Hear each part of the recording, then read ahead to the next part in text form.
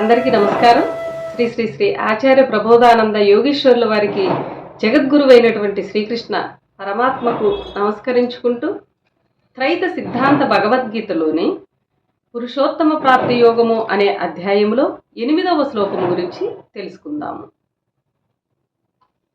శరీరం యదవాప్నోతి యచ్చాప్యుత్క్రామతీశ్వరః గృహీత్వైతాని సంయాతి వాయుర్గంధాని వాసయాత్. ఈ శ్లోకము ఆత్మ ప్రకృతి గురించి తెలియచేయబడినది. భావము: ఆత్మ శరీరమును వదిలి ఎప్పుడు పోవుచున్నదో, పోయి ఎక్కడ ప్రవేశిస్తున్నదో అక్కడికి వాయువు వాసనను తీసుకుపోవునట్లు ఆత్మ గుణములను కూడా తీసుకొని పోవుచున్నది. వివరము: ఇక్కడ చాలామంది శరీరమును వదిలిపోయేది జీవుడు అని పొరపడుచున్నారు. కానీ ఈ శ్లోకములో ఈశ్వరుడని స్పష్టముగా చెప్పి ఉండగా జీవుడని చెప్పుకోవటం తప్పుగా తెలియచున్నది.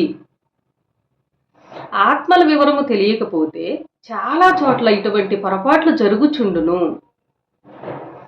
ఇక్కడ చెప్పబడినది శరీరములో విభజించబడి ఉన్న జీవాత్మ, ఆత్మ, పరమాత్మలలో పరమాత్మ శరీరమును వదిలిపోవునది కాదు. ఎందుకనగా పరమాత్మ మరొక చోట లేదు అనుటయే లేదు కనుక అక్కడ లేకపోతే కదా పోవలసి వచ్చినది. అంతటా ఉన్న పరమాత్మ పోదు కనుక శరీరమును వదిలిపోవునది రెండే భూతములు, అవి జీవాత్మ, ఆత్మ. ఈ రెండింటిలో శరీరముకంతయు అధిపతి అయినది అంటే ఈశ్వరుడు. శరీరముకు అంతటా అధిపతి అయినది ఈశ్వరుడు. శరీరం అంతయు వ్యాపించి కదిలించు శక్తి అయినది ఆత్మయే. మరణములో శరీరమును వదిలిపోవుచున్నది పైకి తెలియబడినట్లున్నది ఆత్మయే. ఎందుకనగా శరీరమంతయు చైతన్యమై కదిలించు కదలికలు ఆత్మవే. ఆ కదలికలు మరణముతో నిలిచిపోవుచున్నవి కనుక శరీరమును ఆత్మ వదిలిపోయినదని చెప్పవచ్చును.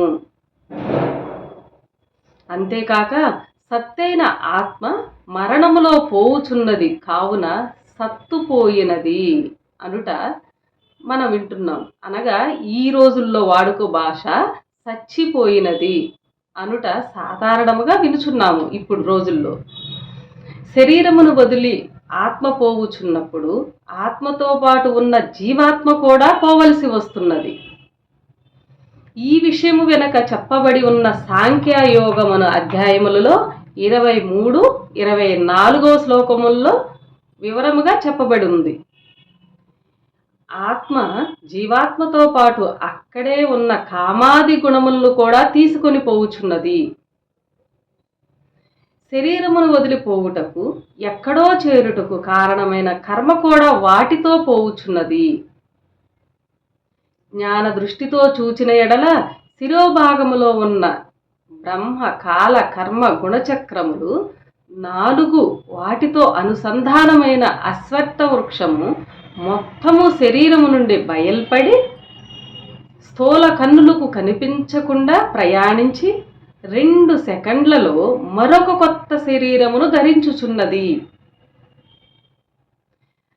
పుష్పముల్లోని సువాసన గాలిలో కలిసి ప్రయాణిస్తున్నప్పుడు కంటికి ఎట్లు కనిపించదో అట్లే ఆత్మతో పాటు ప్రయాణిస్తున్న అశ్వత్థ వృక్షము కనిపించదని గ్రహించవలెను.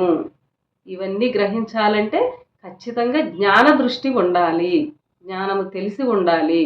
అప్పుడే ఇవన్నీ అర్థమవుతాయి అని ఈ శ్లోకంలో వివరించి తెలియజేశారు. అందరికీ నమస్కారం.